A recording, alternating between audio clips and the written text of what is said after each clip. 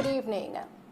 Upset residents and taxi operators from several communities along the Caledonia to Darlington roadway in Westmoreland mounted massive roadblocks to press the authorities to address deplorable road conditions. The blockade stretched for miles and displaced scores of commuters. The protest action had cut off access to communities such as Caledonia, Frame, Cairn, Curran, Darlington, Highgate, Kipping, and Grotto. The protesters downed trees and used large stones, old cars, and other debris to block the roadway.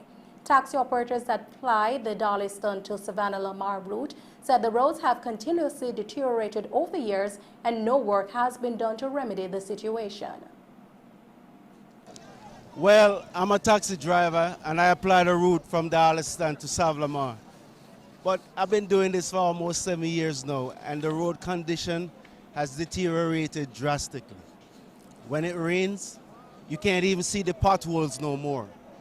You know, they're like ponds, uneven surfaces because all they've been doing is patching the road. And now it's all uneven and a lot of breakaways. The drains are not clean. And all this has been going on. No representation from the MP. We don't even see him. Since he won the election, it's like he just went incognito. Can't be seen, can't be heard, not answering no phone calls. And so you don't know what is going on. You don't know which way they're heading. And nothing is being done. Even this weekend, I had also changed front bushing and back bushing. And that's just how it is every week you have to be in the shop. How are we supposed to survive? Over 20 years, I'm operating taxi on this road here, and the road is really bad. And a long time we are waiting for this because we not see no MP, no councillor, and every year you hear say the road going to fix. And we're tired of this foolishness, and we want some justice about it and make sure say the road in proper suction, right? And we need the road with proper drain, because time then fixing the road, then don't put no drain in there, no curve and channel, nothing. So by then fix it, it just dig out back, water mash it up, and nothing. And so a vehicle is so expensive. Every time you're driving on one patrol, you need ends, front end, lick out, and everything like that. So we need justice for this road here, and our years now it's going on like this. Farmers explained that even motorcycles have difficulty maneuvering the roads, and they need answers now. My concern is road, sir. I'm a farmer, and I need road. I need sometime after park my 3-wheel bike a bush, sleep a bush a week, sir. I can't have no road to go home. I need to see the MP to talk to him to show him, and I hear enough time him come and tell me this, that, and the road roll till the road mash up bad. As you can see here, all over the bushes, we need a better response. The road is so bad. Water can't run, the vehicle in a serious condition, the wheel pop off, all type of things they go on, the kids them have to go to school, we have to go to the bush to take care of things. We are responsible people. I am an elder now and I have to go all the way in Darlington. I have to do it because I'm going from when me they beg up Mr. Prime Minister. Please sir, we are asking you for your respond and we are depending upon you for help us. God, please help us. The residents are demanding that the relevant authorities intervene and fix the roads. The road is really in a bad condition, has been in a bad condition for years. And we are anticipating the early. As in my community, we need better road, poor conduct road. If you're sick, you can't reach a hospital, you're dead on the road. If you broke down them, if you come down, how would I get you? Poor road. If one house is burning up here right now, you know, and the fire truck will leave several miles come up here, you know. When they come here, house burning, you know, poor road. You see patch, then you see mall, then you see gravel. That can't work. That turn to manhole. That can't work. Victim much of the day. That not gonna work here. We need the road now. My concern is that the road is really in a bad condition, has been in a bad condition for years. And we are anticipating the early repairs of the road. You will have to take something for something happen, you understand? And if them don't do it this way, the road won't fix. You understand? Well, we can't go against them, we'll have to wilt them. You understand? Because no MP, no councillor, now go with them, so we will have to ride on with them. We will promise road by the two parties, and now none of them can fulfill it. And we're fed up. We decided to take to the street today to block the road. And if we don't get an answer by the latest this evening, the road is going to block straight this week. Non-stop. The power saws are out, gas loaded, and we out. And we're going to continue to block the road if we don't get an answer. We need road. Road we need. Meanwhile, Abigail Malcolm, the People's National Party caretaker for the Cornwall Mountain Division, told our news team that the people are long overdue for a new road. Part of my division is impossible. From Cream Road coming into Highgate, the road is impossible, and the residents are complaining that the road condition is horrible. It takes them like hours to reach into Witton based on the condition of the road. But my only suggestion, we need the relevant authorities to come in to do the proper job. Trust me, because if you don't have drain, you can't be fixing the roads because the drains are impossible. So the water then divert to the road and damage it. So we're asking for relevant authorities to come in and do the necessary. I believe we need a new road. Based on what we're seeing, the condition of the road, if we continue to patch, it will only get worse in the rainy season. So it's best for us, we know how it stays, but it is best for us to give them a proper road now. They have waited on us and we're serving the people, so let us represent the people to the best of our ability. It is not good to block the road because a lot of school has been closed. The Caledonia Primary has to close its door. Ma'am MacLeod has to close its door. Walking from Frame Road into Highgate with students from Ma'am MacLeod this morning was a horrible journey for me. The students were exhausted, but they were determined to go to school. We have to represent the people. They put us there, so let us represent them. Meanwhile, during today's protest, an alleged civil unrest broke out between residents and Eastern Westmoreland Member of Parliament Daniel Lawrence's bodyguard, who later came on the scene following statements made that were deemed unfavorable by the residents. Mello TV News wishes to advise that viewer discretion is recommended, as the following clip you're about to see may not be suitable for children.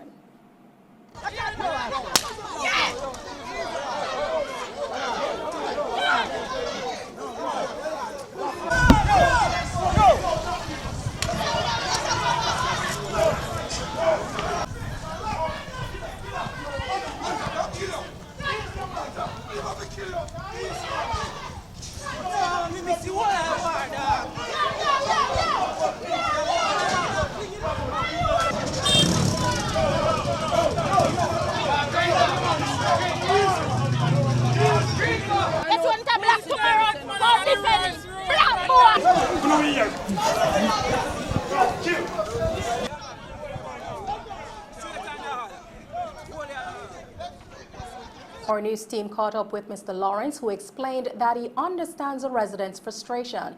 He noted, however, that he is still new to the post and rehabilitation of the roads will take some time. They have genuine bad roads all over the constituency, and the residents are really frustrated, and they reach a breaking point where them just have to take the street. It is not my desire for them to be out there, but then they believe that this may yield them some form of success. But the truth is, for an MP coming in less than 2 years, without anything in the pipeline, you have to start from scratch. Starting from scratch, you have to do all the necessary preparation, and the road in particular, we have it now for rehabilitation. But before the rehabilitation, we have a patching program coming up, because the rehabilitation will not be a quick fix. Because the rehabilitation is going to take a lot of fixing. Because, take for instance, the last time we have this major water distribution coming into Darliston, then chop the road, chop the drainage, chop the culverts, so all those things are blocked. And they need some real rehabilitation to get it back to scratch. You have a section of the road where we have to do some widening down by Frame, where you used to have in olden days, even now, because Frame really structure for olden days vehicle. You can't drive a truck around a corner down there, you have to make several back and forth. So all those roads scoping to be widened and come to a proper driving road to Darlistan, because Darlistan is in the hills, but is not in the back of the country. It is in the cool hills where everybody enjoy living. So we have to give them good roads to get there. Mr. Lawrence promised the residents that the roads will be fixed and further upgrades will take place. What I'm simply saying to the people of Darlistan, through my representation, the road will be rehabilitated. We even add some rehabilitation and upgrading from the Caledonia Primary School back to Highgate for the children to walk, have a proper sidewalk to walk home from school. So it is not just a simple repairs coming. It's not a simple rehabilitation. It's a total rehabilitation next to Macfield to Ferris. So we're just asking for some patience. But in the meantime, some patching will take place. And I am not just an MP for JLP. I am the MP for everybody.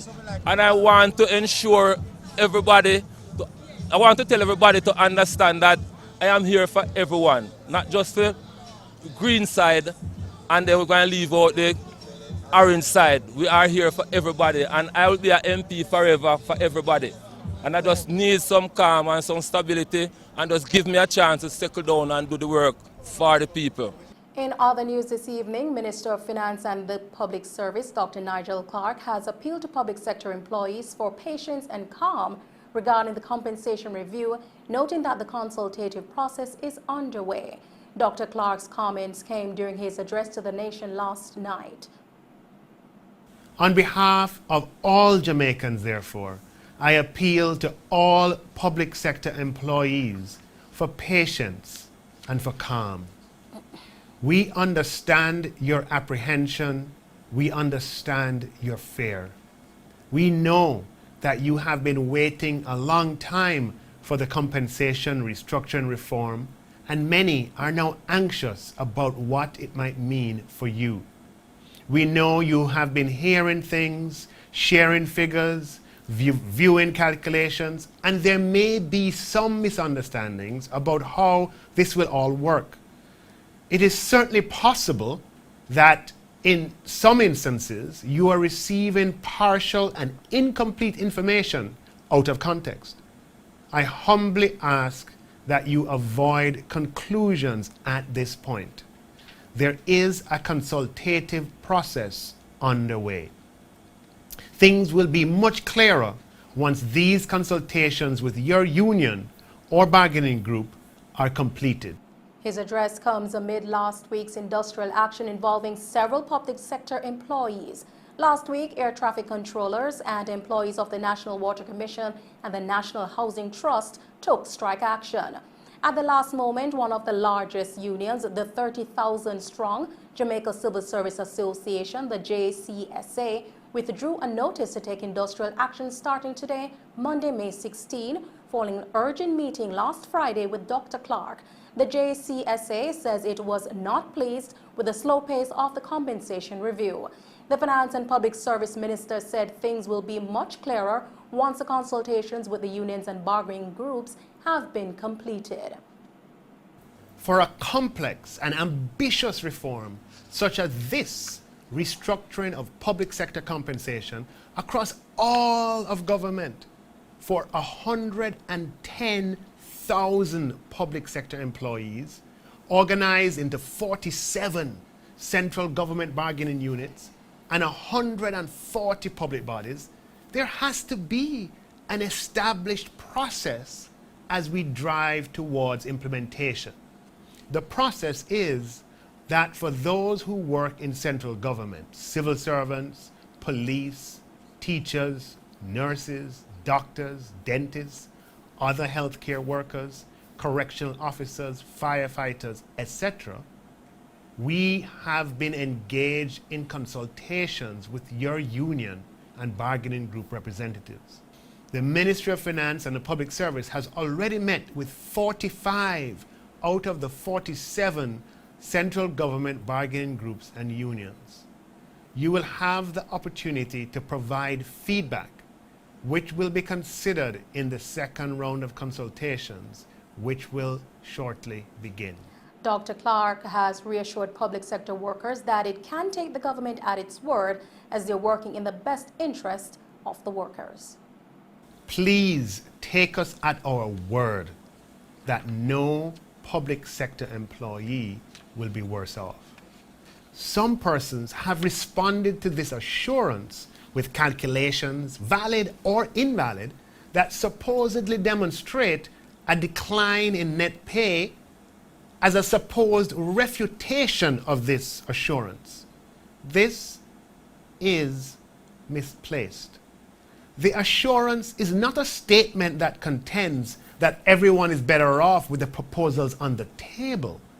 We are aware that in any set of proposals designed to cover 110,000 public sector employees, there could be cases where the proposed changes lead to less net pay. What the assurance instead means, however, is that wherever through reasoned, objective, and data-driven feedback, it can be proven that someone would indeed be worse off, we will work to find a fix. Meanwhile, Dr. Clark said engagement with public bodies will commence once the discussions have concluded for the central government, and it's anticipated that this will occur within the next 6 months.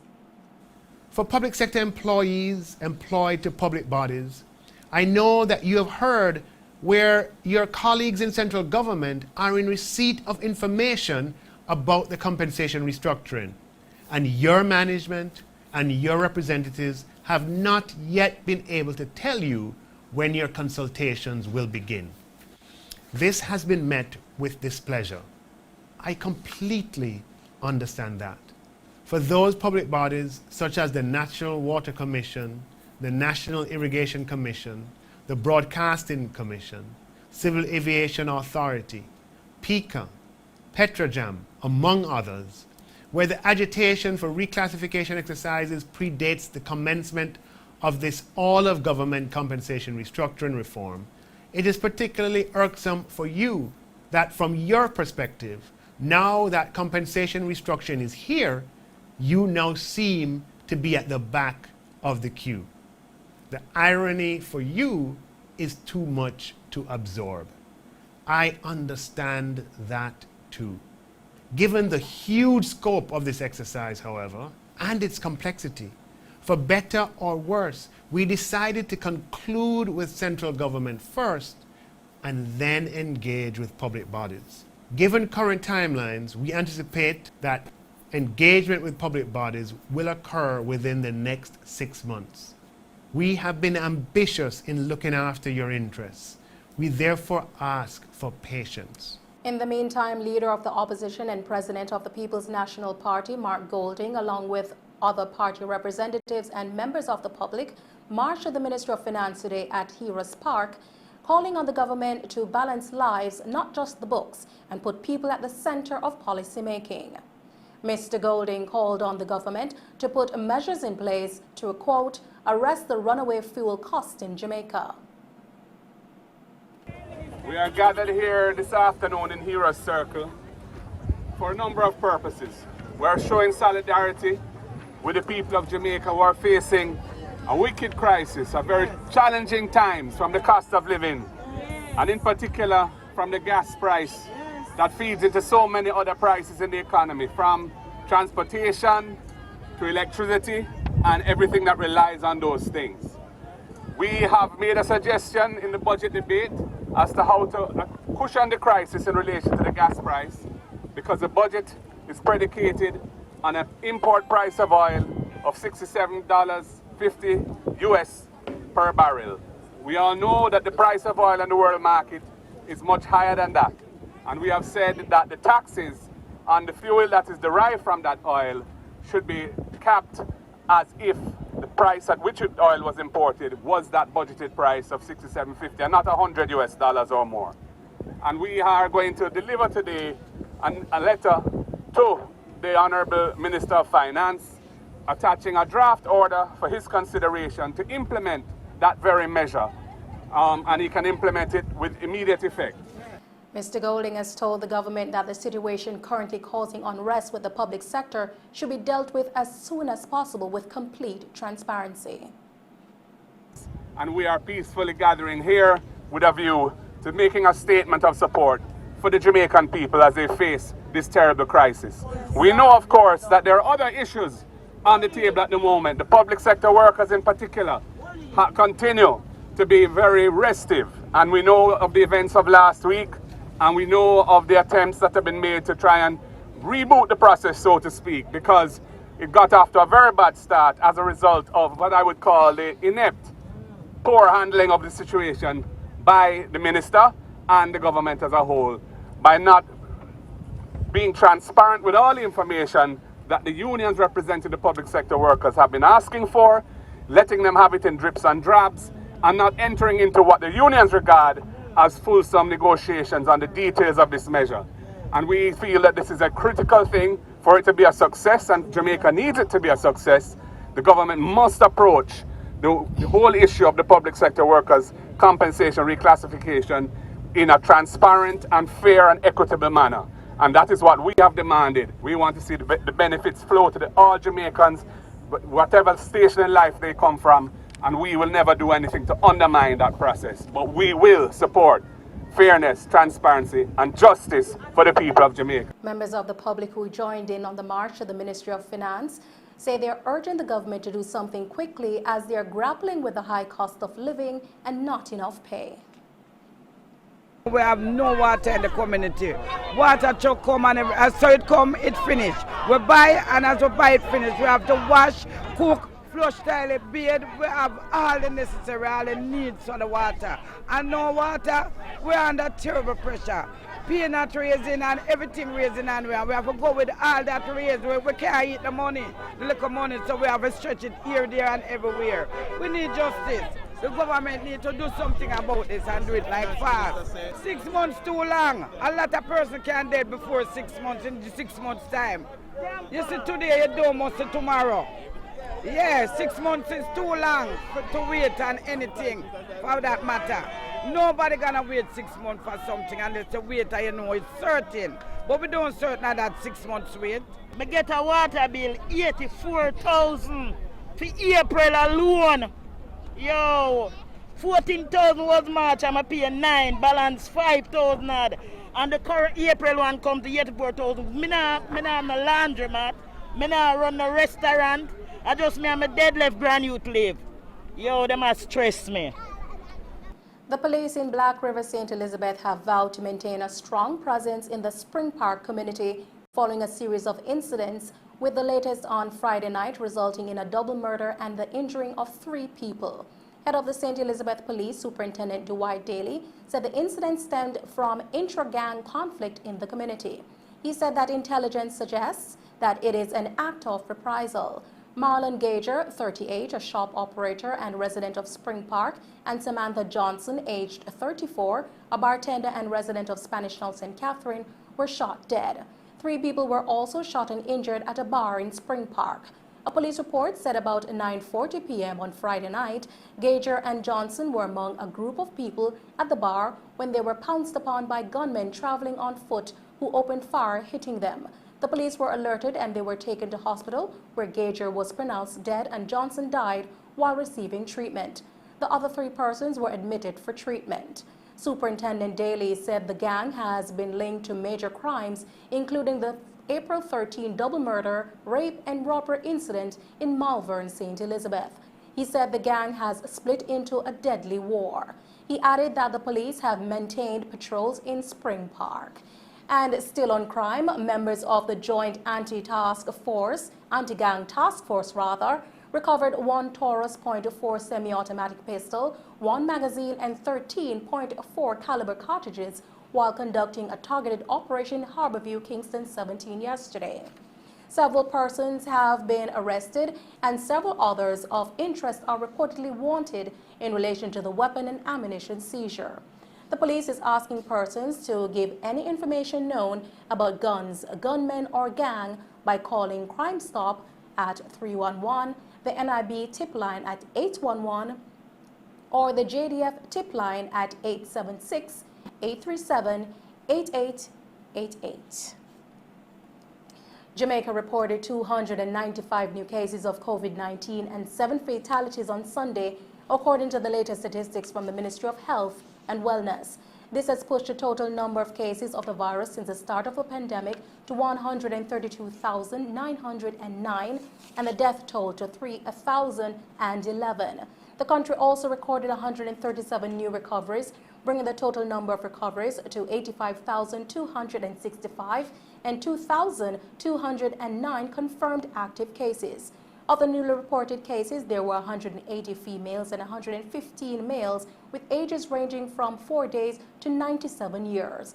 The cases breakdown for the parishes are St. Catherine 58, Kingston and St. Andrew 52, St. James 42, St. Anne 33, Manchester 29, St. Elizabeth 21, Westmoreland 20, Clarendon 17, Hanover 6, Portland, St. Mary and Trelawney each reporting 5, and St. Thomas recording 2. Minister of Health and Wellness Dr. Christopher Tufton is suggesting that nurses pursuing job opportunities overseas opt for a flexible contract that will allow them to continue working in Jamaica as well.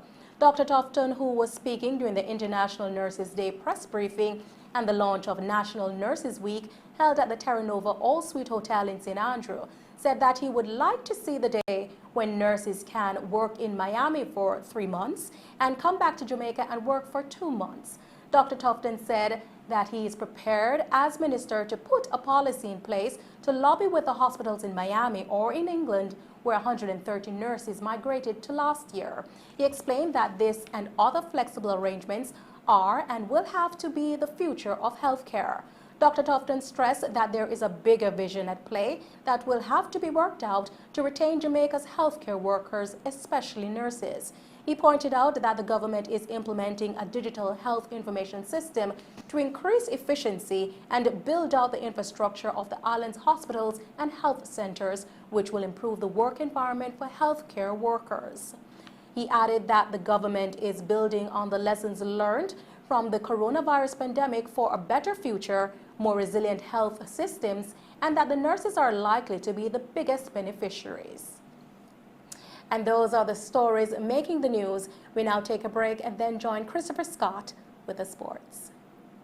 Hi,